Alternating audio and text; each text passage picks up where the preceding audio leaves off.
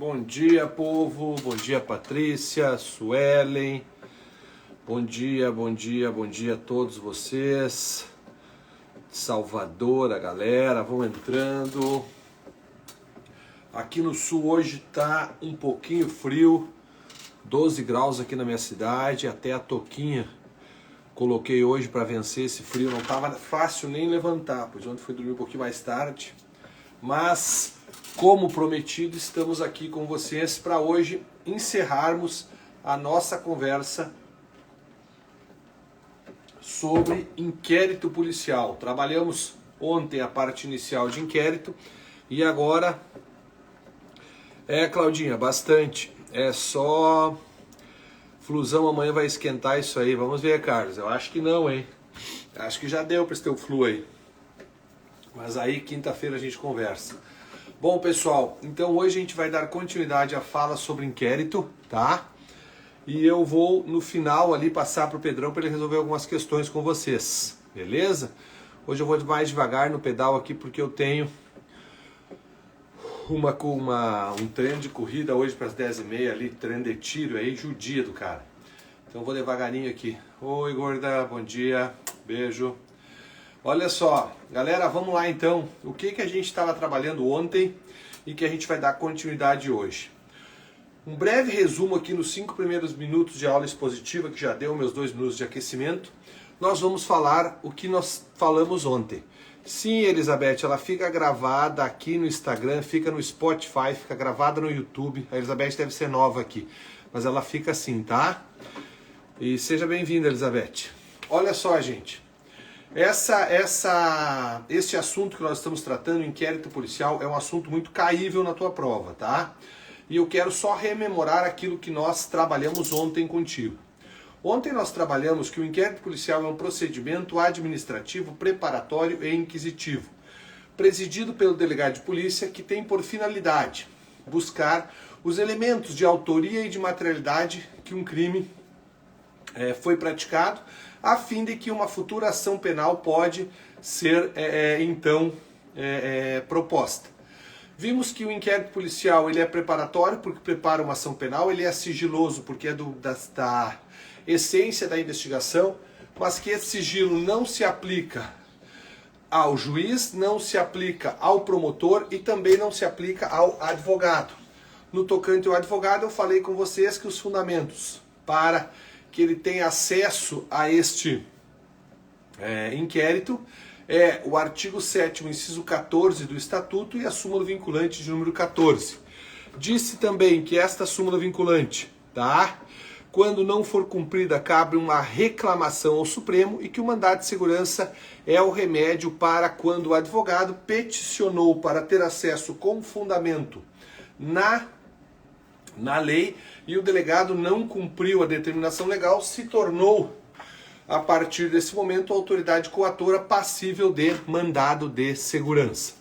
Depois falei que a única forma de investigação não é o inquérito policial, que nós temos outras formas de investigação. Citei a CPI, citei o inquérito policial militar, o inquérito fazendário da Receita Federal do Brasil, entre outros. E disse que é muito importante vocês não esquecerem que o próprio Supremo autoriza atualmente que o Ministério Público investigue por sua própria autoridade. Significa o que é isso? Significa que o Ministério Público não precisa esperar o delegado investigar, ele pode investigar sozinho. Essa investigação, todavia, não ocorre por meio de um inquérito, mas sim por meio de um PIC, de um procedimento investigatório criminal. E no final da aula tratamos como o inquérito policial é iniciado. E aí eu fiz a diferença dizendo: a forma de início do inquérito vai depender de como este inquérito policial é ou não investigando, né, está se investigando um crime de ação penal pública, incondicionada, condicionada ou privada. Se o crime for de ação penal privada, o artigo 5º, parágrafo 5º diz que é necessário que haja um requerimento da vítima. Se o crime é de ação penal pública, mas condicionada à representação, o parágrafo 4º do artigo 5º diz que é necessário que haja esta representação a fim de que aí sim o delegado possa então investigar. E por fim, nos crimes de ação penal pública, nós vimos que é possível a investigação ocorrer, o inquérito policial ser instaurado de 5 formas. A primeira, de ofício pela autoridade, quando esta autoridade, então, fica sabendo de um crime de ação penal pública incondicionada. Segunda forma, por requerimento da vítima, que, ao fim e ao cabo, se dá por meio de um boletim de ocorrência. E quando esse requerimento da vítima for indeferido pelo delegado de polícia, caiu no último exame, cabe um recurso inominado para o chefe desse delegado. Terceira forma de instaurar o inquérito, por meio de uma requisição de um juiz ou de um promotor. Lembrando que aqui a requisição é sinônimo de ordem.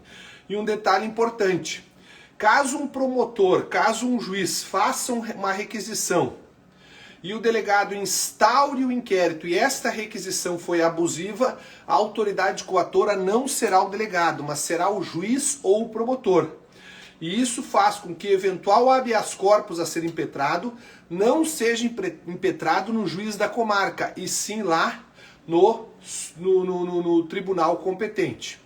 Quarta, isso é novidade, eu não falei ontem. Quarta forma de instaurar inquérito é por meio de uma denúncia anônima ou denúncia apócrifa. O código fala assim, que qualquer um de nós que ficar sabendo de um crime que caiba ação penal pública pode levar esse fato à autoridade. Esse fato é levado por meio de um boletim de ocorrência, em que você vai dizer: o Mauro praticou um crime, é uma delatio criminis. Ou você vai dizer: tal crime foi praticado, é uma notícia criminis. E aí o delegado instaura o inquérito. Um detalhe importante é o seguinte: caso esse inquérito,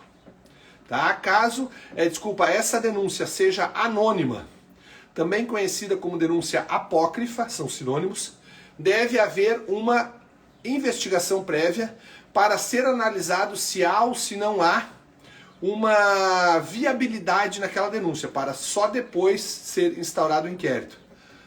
Obrigado, Aquino. Depois, a última forma é a chamada cognição coercitiva. Cognição vem de conhecimento, coercitivo forçado. É o conhecimento forçado pelo delegado no tocante à prisão em flagrante delito. A prisão em flagrante é uma das formas, então, de se iniciar o inquérito policial, beleza? Essa parte do artigo 5º cai demais, tá? E aí depois falamos ainda. Falamos não, vamos começar agora, tá? Foi na aula de ontem à noite que eu falei isso, não foi com vocês.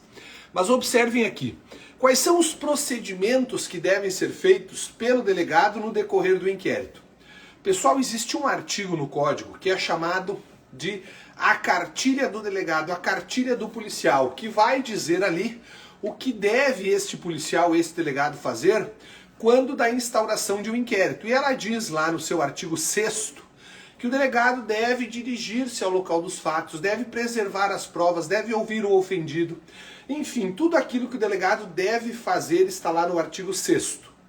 Beleza? Beleza. Mas tem um ponto importante que é relacionado à reconstituição. E para a prova de OAB é importante o que eu vou falar agora. Existe um princípio, pessoal, que está expressamente previsto no artigo 8º do Pacto de San José da Costa Rica, que nada mais é do que a Declaração Americana de Direitos Humanos, que diz o seguinte, que ninguém é obrigado a produzir provas contra si mesmo. Isso vem de um brocado latino chamado nemo tenedur se dedegere. Nemo tenedur se dedegere. Ninguém é obrigado a fazer provas contra si mesmo. Beleza? Beleza. E também a Constituição, de maneira implícita, ela consagra este dispositivo, quando ela diz que todos nós temos direito ao silêncio. Beleza? Beleza. E veja, a reconstituição é um meio de prova. É como o delegado, como o investigador ali vai verificar se aquele fato alegado ocorreu desta ou desta forma. E se eu, Mauro, sou o investigado e participar daquilo eu não estaria produzindo prova, estou. E essa prova pode me ser prejudicial, eu não vou participar, direito dele. Então, a reconstituição, que nada mais é do que um meio de prova, tá? que tecnicamente é reprodução simulada de fatos, mas que nós coloquialmente conhecemos como reconstituição, ela ocorre quando eu tenho um fato a ser refeito pela autoridade policial. Eu só sou obrigado a participar, aliás, eu sou obrigado a participar? Não. Eu participo se eu quiser, eu participo se assim for do meu interesse. Beleza? Beleza. Cuidado com uma novidade do código, pessoal, que é o artigo 14, letra A. Anotem isso, artigo 14, letra A. Vou iniciar a fala sobre esse artigo fazendo uma pergunta provocadora aos senhores. O advogado é dispensável ou indispensável no inquérito? Me responde aí. O advogado é dispensável ou é indispensável durante o inquérito? O que vocês acham? Eu posso ter um inquérito policial sem que o Mauro possua um advogado? Ou necessariamente o Mauro deve ter um advogado quando for processado? Eu preciso de um advogado, ele é indispensável ou ele é dispensável? Diz a Dani que ele é indispensável, diz a Aline que ele é dispensável. Uma delas errou. E errou a Dani quando disse que ele é indispensável. A regra é que ele seja dispensável mesmo, tá, Aline? Que ele seja dispensável, ou seja, se eu não tenho inquérito, eu posso ser muito bem um investigado dentro de um inquérito. Ele será indispensável na ação penal. Mas agora, galera, presta atenção, nós temos uma exceção, isso aqui vai despencar em prova. O artigo 14, letra A. O que diz esse artigo? O que é a ideia que vocês têm que levar para a prova? O seguinte, quando a pessoa que está sendo investigada, quando a pessoa que está sendo objeto de uma investigação for um agente pertencente aos órgãos de segurança pública lá do artigo 144, quais sejam Polícia Federal, Polícia Rodoviária Federal, o caviar, o que é o caviar? Polícia Ferroviária Federal, que nunca ninguém viu, Polícia Civil, Polícia Militar, Polícia Penal.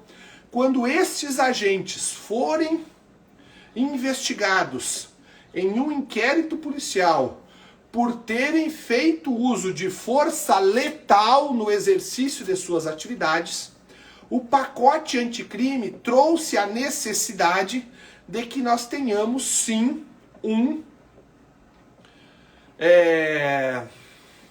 advogado presente aos autos, presente no inquérito. E observe o erro do legislador. Ele disse assim, que o indiciado será citado. É isso mesmo. O indiciado será, conforme a letra da lei, citado. É óbvio que o legislador disse ali, notificado, intimado, mas não citado, tá? Então eu, Mauro, não é sempre assim, Magda, tá? Funciona assim. Eu, Mauro, sou policial e estou sendo investigado. O delegado vai me citar para que no prazo de 48 horas, eu apresente um advogado. De minha confiança, eu apresento quem eu quiser. Agora, se eu não apresentar, aí sim, Magda. Se eu não apresentar, imaginemos o seguinte, eu sou da polícia. Fala, Diniz. Grande Diniz. Diniz nos deu um apoio em Brasília agora, ele é da Marinha do Brasil, fuzileiro. Nos acompanhou no evento todo lá. Obrigado, Diniz. E falou, concurseiro, falou que ia acompanhar as lives aqui. Tá cumprindo o prometido. Minha continência de respeito para ti, meu guerreiro. Mas olha só, vamos seguir aqui. Quando o Mauro, policial federal, está sendo investigado pelo uso letal da força, o Mauro leva o advogado que ele quiser. Agora, se o Mauro não está, se o Mauro não trouxer, não cumprir, não trouxer o advogado, aí nesse caso, Magda, aí sim, quem vai trazer o advogado será a minha instituição, no exemplo a Polícia Federal, que irá, no prazo de 48 horas, apresentar um advogado. Isso aqui foi vetado pelo Bolsonaro na época, depois foi derrubado o veto, porque ele não queria que fosse a defensoria, e será a defensoria, prevaleceu a vontade do legislador. Então a Polícia Federal vai oficiar a defensoria para que a defensoria pública venha a me defender. Tá dando uma briga nas defensorias, mas não interessa para o nosso concurso. O que cai no nosso concurso e no exame da OAB é a letra da lei. Então você deve saber que se houver um policial investigado por uso letal da força, ele vai ser citado, leia-se intimado, para no prazo de 48 horas apresentar um advogado. Se ele não apresentar, a instituição a que ele pertence será intimada, notificada, para que no mesmo prazo de 48 horas venha a apresentar um defensor, que inevitavelmente será a Defensoria Pública. Beleza? Bom, vamos falar sobre algumas características do inquérito. Pessoal, o inquérito ele é informativo, e aqui agora eu vou dar uma informação importante para ti, mas importante mesmo, presta atenção. O inquérito policial ele tem característica de ser informativo. Isso significa o que, Mauro? Significa que ele não é acusatório e lá não tem prova. Como assim? É isso mesmo. No inquérito policial, a regra é não se produz prova. E alguém vai dizer, esse velho tá louco. Esse velho tá louco. Por quê? Se tudo que o delegado faz é buscar prova, agora ele está dizendo que não busca prova. Gente, ele busca, mas não é prova. O que o delegado produz no inquérito policial chama-se elementos informativos. Imagine, olha o exemplo que eu vou dar para vocês. O elemento informativo é produzido no inquérito. Então eu, Mauro, vou até a presença de um delegado, pois eu testemunhei um crime. E lá eu dou a minha versão dos fatos. O que eu produzi na frente desse delegado? Mero elemento informativo. Agora passou-se um tempo e eu sou chamado à presença do juiz e conto a mesma coisa que eu contei para o juiz. A mesma coisa que eu contei para o juiz. Veja, nesse aspecto, eu produzi prova. Mauro, mas tu disse a mesma coisa, eu sei. Mas aquilo que eu disse lá no inquérito era elemento informativo e aquilo que eu disse para o juiz é prova. Mas essencialmente por quê? Presta atenção aqui em mim. Quando eu falei para o delegado, o advogado do indiciado, do suspeito, não podia fazer nada. Ele tinha que só ouvir e fazer umas anotações bem quietinho. Agora, quando eu falei na presença do juiz, que confirmo aquilo que eu disse na fase inquisitiva, e que realmente foi o João que furtou, o delegado bate na mesa e diz questão de ordem, excelência. Quero fazer uma parte para contraditar essa testemunha, dizer que ela é parcial, pois ela tem interesse em ferrar o meu cliente. Veja, isso só é possível lá na ação penal, porque lá tem o contraditório, coisa que nós não temos no inquérito.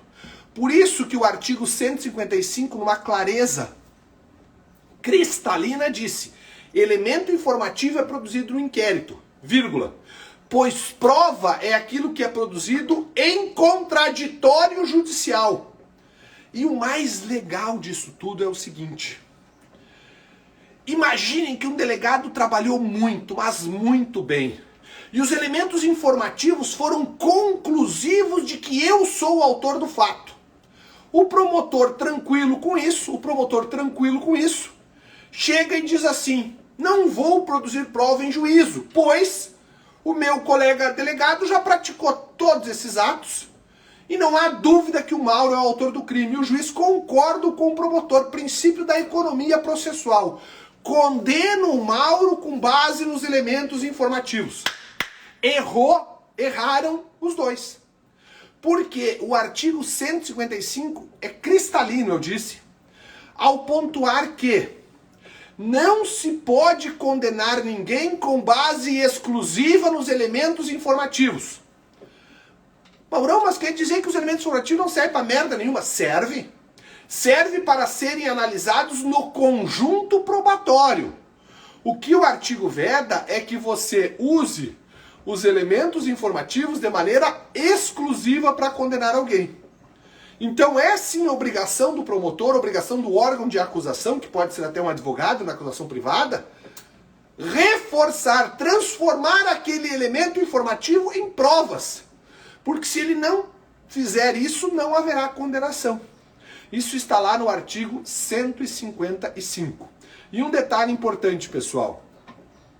Existem 3 tipos de prova que de maneira excepcional são produzidas no inquérito, que são as chamadas provas irrepetíveis, cautelares e as antecipadas. A prova irrepetível é aquela que eu não posso fazer no futuro, como por exemplo, um exame de corpo de delito no olho de uma pessoa vítima de um crime de lesão corporal. Hoje o olho dele está todo estourado, roxo. Daqui a um ano, se Deus quiser, o olho vai estar bom. Eu não posso repetir aquele exame de corpo de delito. Então, aquele exame de corpo de delito feito no inquérito que não pode ser repetido no futuro é prova. Porque é irrepetível, é não repetível, como diz o código. Uma prova cautelar, uma busca e apreensão na casa de alguém, lá foi apreendido uma arma, objeto de um crime. Isso é prova, eu não vou realizar uma nova busca e apreensão, até porque não vai ter arma porcaria nenhuma lá. Terceira situação, prova antecipada. O que é uma prova antecipada?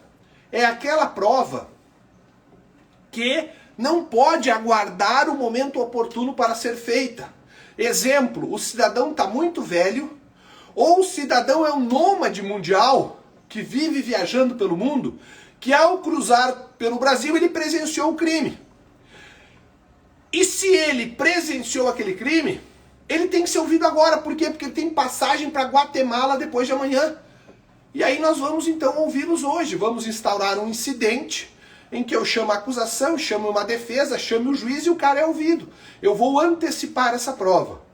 Então vamos fechar esse ponto. Elemento informativo produzido no inquérito. Prova produzido no contraditório na ação penal. Posso condenar alguém com base em elementos informativos? De maneira exclusiva, não. Eu posso considerá-los no conjunto probatório. Existem excepcionalmente algo que é feito no inquérito que vale como prova? Existem. As antecipadas, as irrepetíveis e as cautelares. Isso aqui separa vocês dos outros. Galera, podiam me ajudar, né? Tirar um print aqui, ó, e postar lá no Instagram, me marcar para eu repostar. Ontem ninguém fez isso.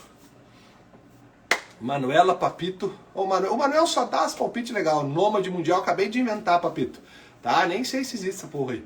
Tá? Mas tu sabe o que é o nômade, né? É aquela pessoa. Eu acho que é isso. Eu acho que é aquela pessoa que não tem muito paradeiro. Beleza?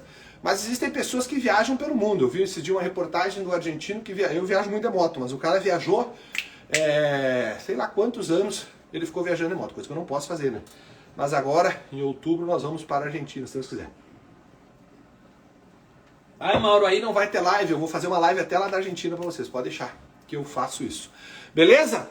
Seguindo aqui, pessoal, não tem lugar certo. É isso, Romário, o Papito sempre dá as opiniões legais ali. Beleza? Seguindo aqui.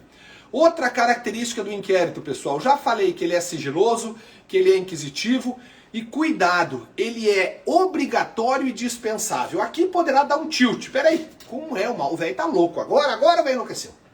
Como é que algo pode ser? Falou, Bruno. Como é que algo pode... E se o delegado não quiser iniciar o inquérito? Pai, nós falamos lá no início, lá, Castro.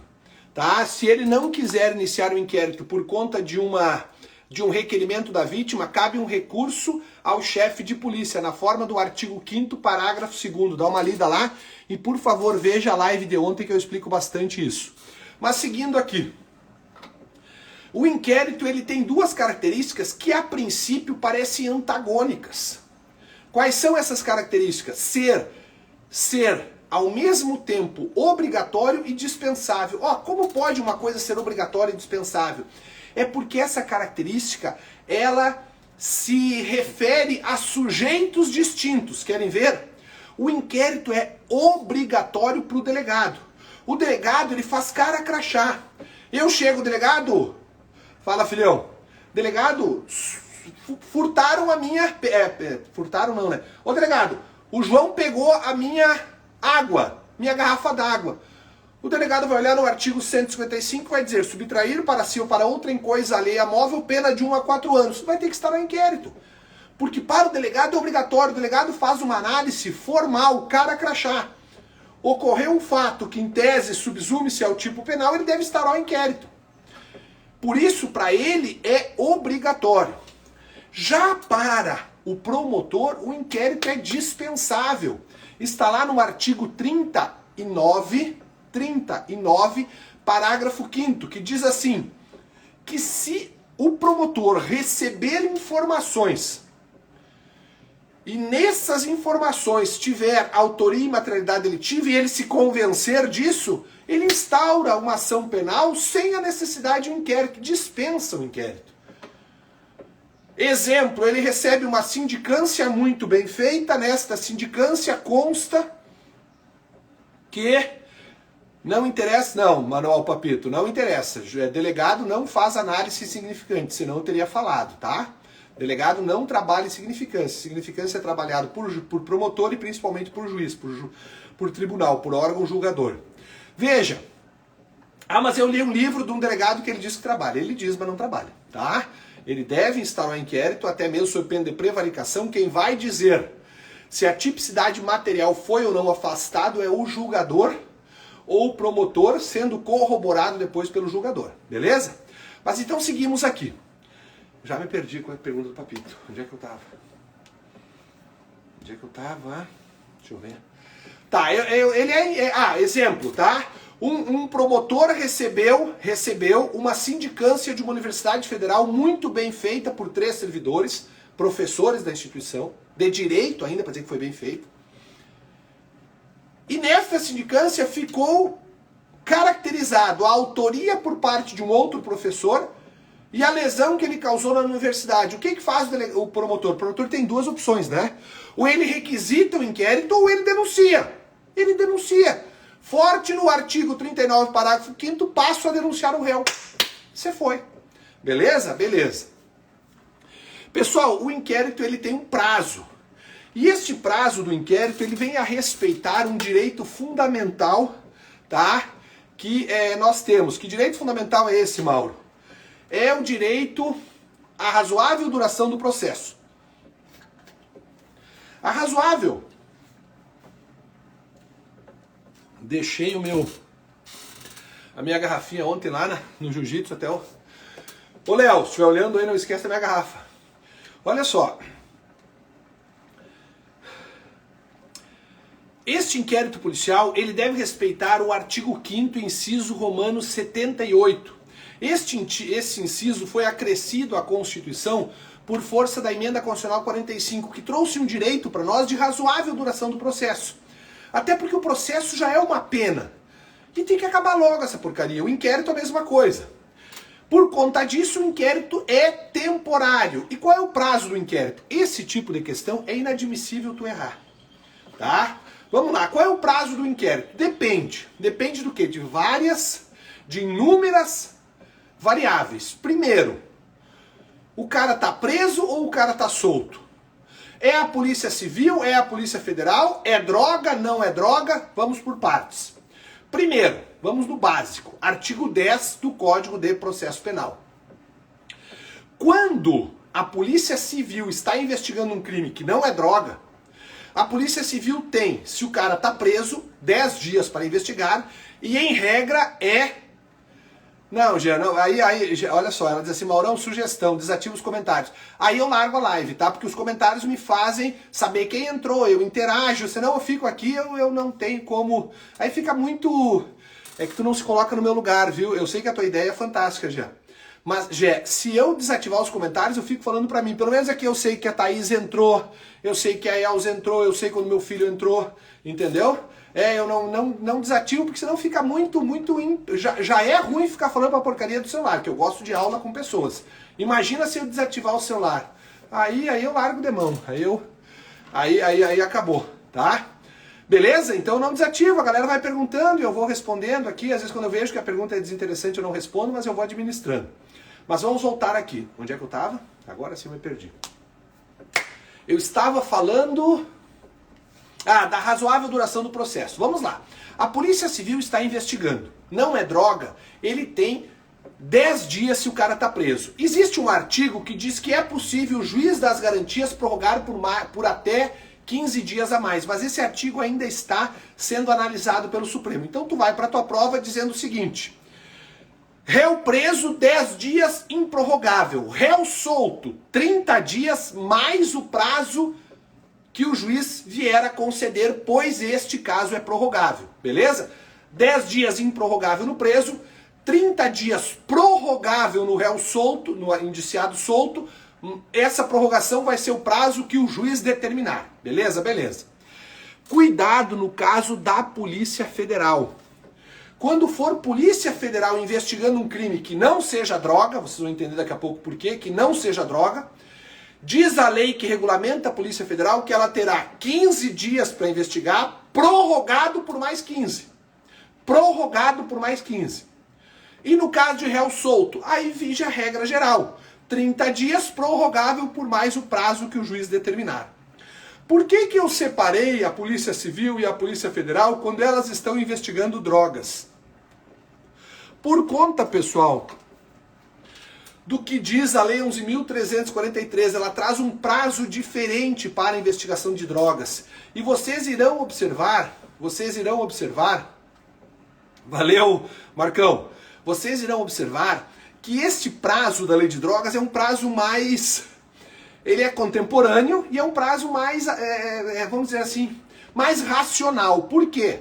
A Polícia Civil ou Polícia Federal, quando estiver investigando o tráfico de drogas, eles terão 30 dias, prorrogável por mais 30 dias, no caso do réu preso. E se o traficante estiver solto, 90 dias mais 90 dias. Percebam que é um prazo mais racional diante da dificuldade da investigação. É um prazo mais racional diante da dificuldade da investigação. Então funciona assim, para regra geral, preso improrrogável 10 dias, solto prorrogável por 30 mais o prazo do juiz. Polícia Federal, 15 mais 15 no preso, 30 mais o prazo do juiz no solto. Drogas, para qualquer das polícias, 30 mais 30 no preso, 90 mais 90 no solto. Oi, Milena, beleza? Ainda continuando sobre o inquérito, agora uma questão jurisprudencial para você sobre o indiciamento. Olhem para mim, larga o celular e olha aqui. O que é o indiciamento? Mutatis mutandis, guardadas as devidas proporções. Esse prazo do juiz tem um limite? Não, ali, não tem, senão eu teria falado, tá? O juiz, de maneira fundamentada, prorroga por 100 dias. O prazo é dele, tá? Claro que esse prazo tem que ser razoável, mas a lei não diz, juiz, até 20 dias. Não, prazo que o juiz vai determinar. Nós aqui sempre prorrogamos por mais 20, tá? Nunca é 30, mas por mais 20. Entendi, Aline? Acho que respondi, me dá um ok aí. Então assim, pessoal, indiciamento. O que é indiciamento? Mutatis mutandis, guardadas as devidas proporções. O indiciamento seria parecido com uma denúncia. Na denúncia, ou a queixa-crime, na denúncia o promotor atribui a alguém um crime. Na queixa-crime, o advogado atribui a alguém uma prática delituosa, um crime. O indiciamento, o delegado atribui a alguém a prática de um crime, porque ele se convence na fase inquisitiva que o Mauro é o autor daquele delito. E ele indicia. O indiciamento, anota, é ato privativo do delegado. É ato privativo do delegado. E tem uma jurisprudência muito importante que é do nosso saudoso ministro Teori Zavascki, que infelizmente, do Supremo, né, que infelizmente faleceu num acidente aéreo. E este ministro, adotando como razão de decidir a Lei 12.830, que é o Estatuto dos Delegados, disse: o ato de indiciamento é privativo do delegado mediante a sua análise técnico-jurídica. E agora vem o mais importante. Não é possível que o juiz, não é possível que o promotor, isso fica por minha conta, determine que o delegado indicie alguém. Quem vai indiciar e quem vai decidir se indicia ou não é o delegado de maneira exclusiva. Não há no inquérito comum, tá? Não há como o delegado ser requisitado pelo juiz para que indicie o Mauro, não. Quem vai fazer isso é o delegado por força do que dispõe a lei 12.830. A lei 12.830, beleza? Pra gente fechar, pessoal, como que o inquérito é arquivado? Como que o inquérito é arquivado? Aqui eu preciso que realmente tu largue o celular e preste atenção em mim. Quando eu falo em arquivamento do inquérito, eu tenho que observar o que diz a lei vigente e a prática. Por quê? Porque a lei vigente está suspensa, é isso mesmo. A lei 13.964, que é o pacote anticrimes, alterou o sistema de arquivamento até então previsto no artigo 28. Sim, todo dia, Dani, é só tu me seguir lá e olhar a minha página que tu vai ver, tá? Quando ele diz assim, quando ele diz, olha aí, ó, chegamos a 100, alguém printa pra mim? Printa e me marca. Ah, ó, já não chegamos mais, tá? Quando passar de 100 ali, se alguém puder printar e me marcar, eu agradeço. Tá, galera? Porque é o segundo dia de live, a gente já tá conseguindo uma centena de pessoas nos assistindo, é sinal que estamos no caminho certo, tá? Mas vamos lá, galera, olha só. Como que se dá o arquivamento? Conforme a lei ou na prática? O que diz a lei? Obrigado, Larissa. O que diz a lei? Ah, mas tem que marcar, né, Larissa? Publica e me marca. O que diz a lei? Diz assim,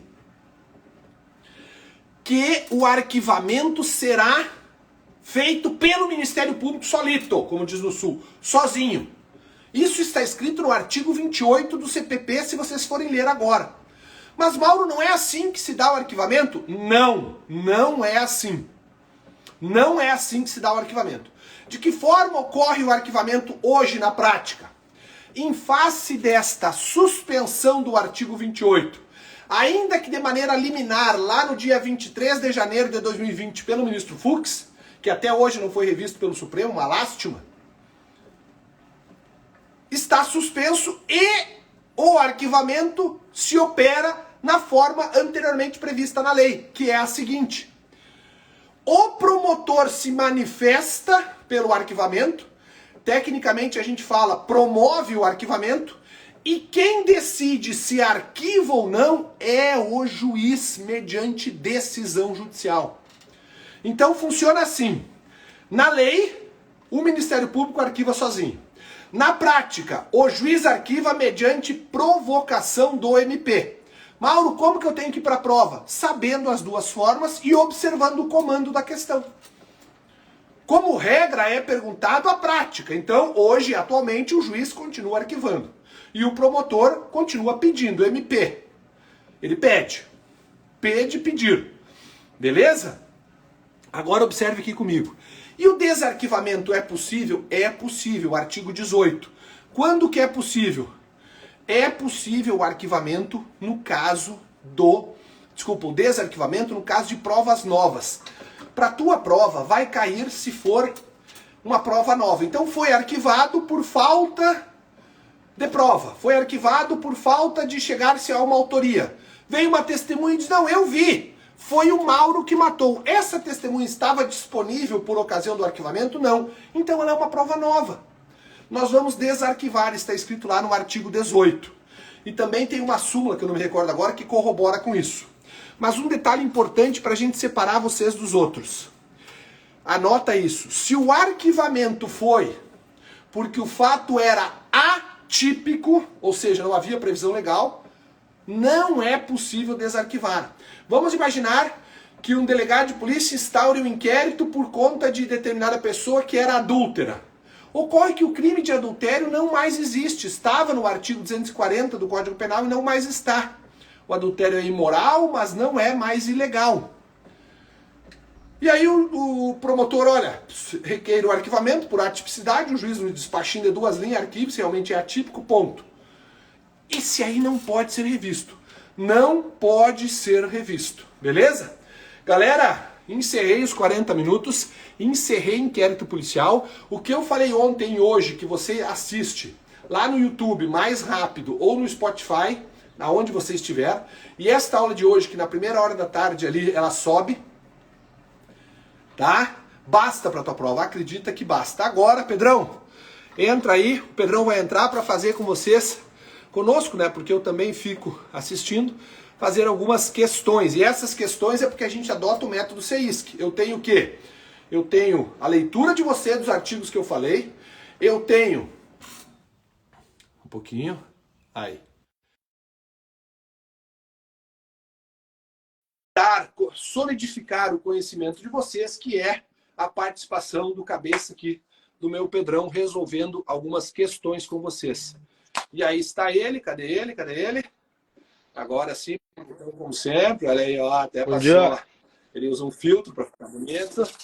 Passei. É, o meu gurizão. Negativo. Zero filtro. Já tem os cabelos quase branco.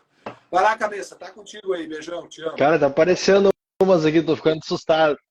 Ficando assustado, tá aparecendo umas barbas aqui. Hermoso. Bom dia, pessoal. Bom dia, pessoal. Como sempre, agora nas nossas lives. Para aparecer os dois. Tá, agora, ó, que tá sempre poucos. Vai lá, vai lá, vai lá, vai lá. Show, obrigado. Pessoal, como de praxe agora, para encerrarmos a nossa live, para nós consolidarmos esse conteúdo, eu trouxe 3 questões aqui importantíssimas sobre o inquérito policial. Bom dia, Dani. Pessoal, são questões de certo e errado, em que eu vou ler para vocês, vocês vão responder nos comentários se ela está certa ou errada. Bom dia, Lari, bom dia, Aniele, bom dia, Magda, bom dia, Ronaldo, bom dia, Eliane. Vamos lá, então. Pessoal, primeira questão número 1. O delegado de polícia pode requisitar, sem necessidade de autorização judicial, dados e informações cadastrais de suspeitos da prática de crime de extorsão mediante sequestro. Vou repetir, pessoal. O delegado de polícia pode requisitar, sem necessidade de autorização judicial, dados e informações cadastrais de suspeitos da prática de crime de extorsão mediante sequestro, certo ou errado? Eu não abordei na live, mas ela está lá no artigo 13 e o Pedrão vai abordar com vocês agora. Isso aí. Pessoal, questão certa. Por quê? Nós temos que diferenciar o que está lá no artigo 13A e 13B do CPP, que são o quê? São diferenças entre requisição de dados cadastrais e requisição de sinais de localização. Pessoal, falou de dados cadastrais, tanto o delegado quanto o Ministério Público poderão requisitá-los sem autorização judicial, perfeito? Para aqueles crimes que estão estipulados no artigo, que são os crimes de sequestro de cárcere privado, redução análoga à escravidão, tráfico de pessoas, extorsão mediante sequestro, envio de crianças para o exterior. Perfeito? Ali, a Gé já botou ali, ó, 13A e 13B do CPP, perfeito. Agora, falou em sinais de localização, que está no 13B, aí sim a gente precisa de autorização judicial. Pessoal, uma coisa que é muito importante nós termos nessa parte do 13B, tá? O juiz terá 12 horas para se manifestar a respeito dos sinais de localização. Se ele não se manifestou, é considerado o silêncio eloquente, ou seja, como se o juiz tivesse autorizado. E aí o delegado vai poder, ou o Ministério Público, poder ter acesso a esses sinais de localização, devendo imediatamente comunicar o juiz posterior ao fato que ele tenha acesso a esses dados. Perfeito? Fechamos a nossa primeira questão. Vamos para a questão número 2. Na ação penal privada, concluído o inquérito policial, o delegado de polícia remeterá os autos ao juízo competente, independentemente de tramitação pelo órgão ministerial. Lembrando, falou em órgão ministerial, Ministério Público. Repetindo, na ação penal privada, concluído o inquérito policial, o delegado de polícia remeterá os autos ao juízo competente, independentemente de tramitação pelo órgão ministerial. Certo ou errado? Vai lá, cabeça, pode responder. Está dando um delay muito grande. Pessoal, certo, isso daí está lá no artigo 19 do CPP, que diz que nos crimes em que não couber ação penal pública, os autos do inquérito serão remetidos ao juízo competente, onde vai ficar aguardando a iniciativa do ofendido. Perfeito? Então, quem errou, pessoal, corre lá para o artigo 19 do CPP. Nesse caso, perfeito? Que vai ficar no cartório judicial? Porque quem vai lá buscar é o advogado, que é o titular da queixa-crime, da ação penal privada. Promotor de justiça que não analisa esse fato. Agora, se o crime for de ação penal pública, aí sim o delegado encaminha o juiz, que automaticamente abre vista ao Ministério Público. Exatamente. Na ação penal pública, o imediato será o Ministério Público, na ação penal privada será o ofendido, seu advogado. Tá? Lembrando que o juiz também poderá ser mediato para tomar decisões durante o inquérito policial. Questão número 3, pessoal. O inquérito policial pode ser iniciado por queixa realizado pela vítima de crime na delegacia de polícia. Presta atenção, vou repetir. O inquérito policial pode ser iniciado por queixa realizado pela vítima de crime na delegacia de polícia. Certo ou errado?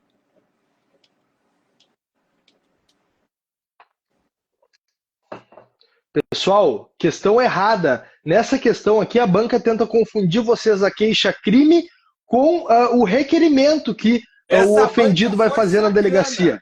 Perfeito? Então, essa aqui foi muito sacana a questão, porque ele quer... por quê? Porque ele traz para nós o dia a dia do eu vou lá prestar uma queixa, e na verdade isso não existe. Eu vou prestar uma queixa. Vocês entenderam? A queixa ela já é queixa-crime para o início da ação penal privada. Queixa é uma peça privativa de advogado para iniciar a ação penal privada. Quando nós vamos à delegacia que registramos uma ocorrência, fizemos um BO, é um mero requerimento. Mas nós falamos, a nega Rodi, minha mãe, a avó do Pedro, foi lá prestar queixa. Ainda fala queixa. Isso não existe. Então, cuidado. Queixa é, no tecnicismo jurídico, uma peça que vai iniciar a ação penal privada. Quando nós vamos à delegacia e narramos um fato, nós vamos requerer que seja instaurado o inquérito. Lembrando que, se for indeferido pelo delegado, cabe um recurso ao chefe de polícia, caiu na última prova da OAB. Perfeito. Fundamentado, pessoal, no artigo 5º, inciso 2 do CPP, que fala sobre na ação penal pública, o inquérito poderá ser iniciado de ofício ou mediante requisição da autoridade judiciária ou do Ministério Público ou a requerimento do ofendido. Então, não é queixa do ofendido. Perfeito, pessoal? Espero que vocês tenham gostado das questões de hoje. Amanhã iniciamos, acho que ação penal, né? Ação penal e teremos mais questões. Sigam o Instagram aqui da Stirmer Mentoria, vou mandar um oi aqui para vocês seguirem. Sigam também meu Instagram pessoal, prof.pedrostirmer. Aprovei na OAB, assim como vocês vão aprovar. Aprovei em 5 concursos de carreiras policiais. Então tem um pouco de caminhada para ajudar vocês aí. O que precisarem, qualquer dúvida, qualquer questão que quiserem conversar comigo, mandem no direct que a gente ajuda vocês. Perfeito, pessoal? Obrigado por nos acompanhar mais hoje. Um forte abraço. Valeu. Amanhã não, daqui a pouco tu vem aí, né? Até mais. Tchau. Sim. Feito, valeu. Galera. Encerramos, então. Obrigado por você que nos assistiu ao vivo. Obrigado por você que nos assistiu e ouviu no Spotify, assistiu no YouTube.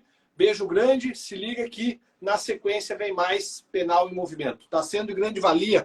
Valeu, Léa. Obrigado. Fico muito feliz com isso. Beijo grande e avisem aquela galera da turma lá de vocês desse nosso projeto. Fiquem com Deus. Ótimo dia a todos. Beijão.